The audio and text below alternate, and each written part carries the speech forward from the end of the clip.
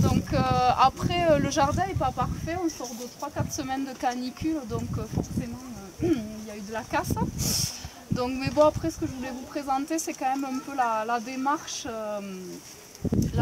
Donc l'idée c'est que je propose 2 heures avec une partie au jardin, une partie au poulailler, donc avec le jardin forêt, une partie sur la haie fruitière et une partie sur le verger. Donc voilà, enfin, on va essayer de parcourir un peu ces 4 thèmes.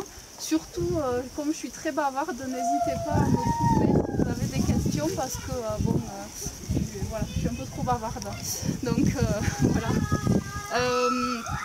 Donc le jardin tout est jeune, ça a seulement 2 ans je dirais, puisque bon avant on était occupé à restaurer la maison. Donc après moi je me suis penchée un peu plus sérieusement les soirs d'hiver sur le jardin, à me documenter, à aller visiter des jardins. J'adhère aussi à l'association Biodiva qui fait des échanges de graines, donc c'est par eux aussi que j'ai beaucoup de plants vivaces et de graines. Donc on se réunit régulièrement. Et donc voilà, j'ai appris beaucoup par cette association et j'ai également été visiter les jardins de Philippe Forer dans l'Aude. Donc Philippe Forer c'est un Hollandais et il cultive sur butte depuis au moins 25 ans. Donc en fait lui il enterre du bois dans ses buttes. Donc c'est ce que j'ai fait sur cette butte et celle-ci. C'est qu'en fait il y a du bois dessous. Donc en fait on a fait une fondation de 40 cm sur 1,20 m. On a mis du bois mort mais pas décomposé à l'intérieur. Donc j'insiste bien mort, hein. On n'allait pas couper un chêne ou un châtaignier, ça serait trop dommage quoi. Donc essayez de l'avoir à disposition. Et, si les vers ils repoussent. Comment? On a testé sur notre butte si c'est oui, du bois, ouais, c'était du saule qu'on avait dû rabattre. Ouais, ça repousse. Ouais.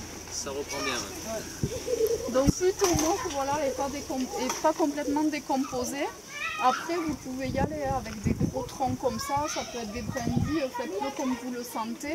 L'autre butte on l'a fait avec un vieux plancher en châtaignier, donc en fait il n'y a pas vraiment de...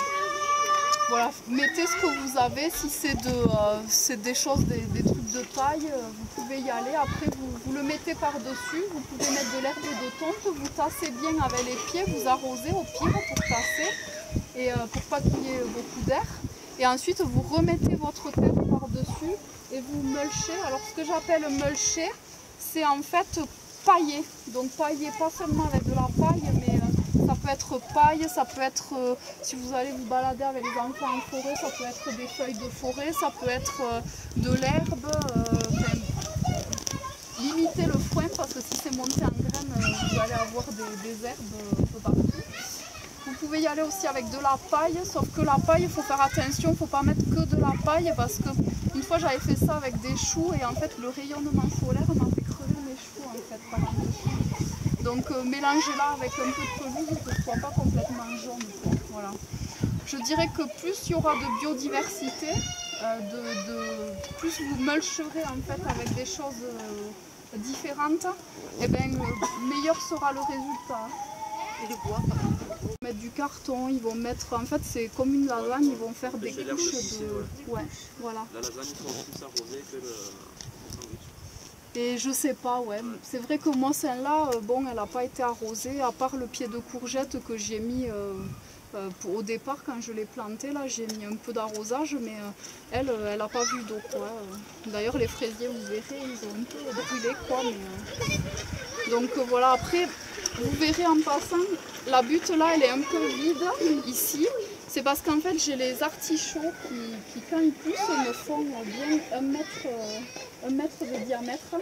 Donc c'est pour ça que voilà, je favorise les plantations un peu sur les extrémités de vivaces, mais je ne peux pas planter entre les artichauts parce que je sais que ça va se couvrir d'ici un mois. Donc, et les artichauts, là, on en a eu de mi-janvier à juin.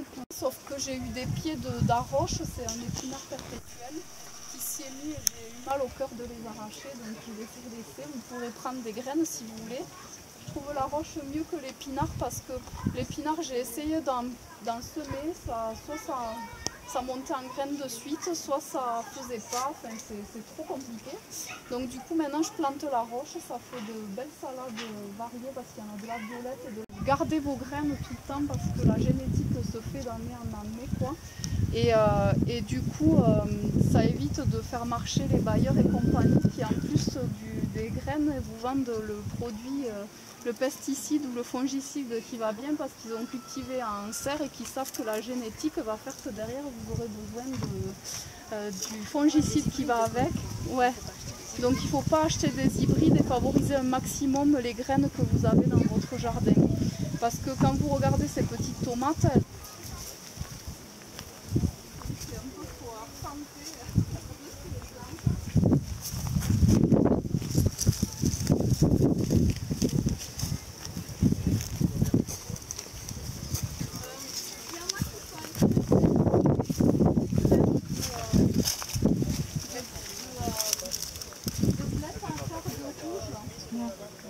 Ouais.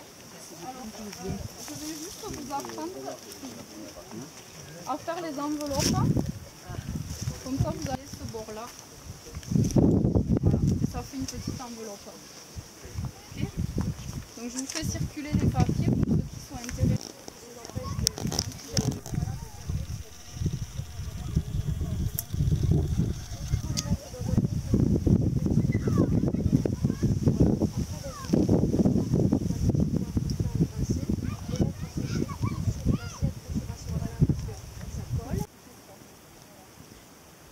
Vous faites une rotation des cultures? Pas vraiment. Ouais. Parce qu'en fait, c'est vrai qu'il y a beaucoup de choses qui restent en place. Et après, bon, si les tomates, je les avais plantées là-bas l'année dernière, donc après, là, elles sont là. Peut-être que je vais les passer de l'autre côté l'an prochain. Pour la tomate, je vais regarder, mais après, sur la butte, je plante un peu au petit bonheur la chance, quoi. On consomme soit comme le concombre vert en vinaigrette, soit en fait il faut que ça devienne un peu orangé. À ce moment-là, vous le coupez en deux et on mange à la petite cueillère comme un kiwi en fait. Ouais, donc c'est sympa. En plus, franchement, il n'y a aucune maladie pour l'instant connue qui attaque ce genre de plante. Donc en plus ça rampe, c'est sympa quoi. Alors oui, après ça va geler ça. Mais le kiwano, en fait, une fois récolté, juste des arbres. Donc là, vous avez le Blue Velvet, ça fait un peu des baies un peu bleues, quoi, qui sont comestibles. Les cornus, toute la famille des cornus, là c'est un mas. Mais voilà, c'est pas. Vous mangez la pousse et la fleur se mange aussi en salade, la fleur orange. Mais testez-le, franchement, c'est super bon. Vont en fait cacher les auxiliaires, les insectes auxiliaires, et donc ça permet d'avoir des arbres fruitiers qui sont moins attaqués par les insectes. Et également dans la partie qu'on ne voit pas sous terre,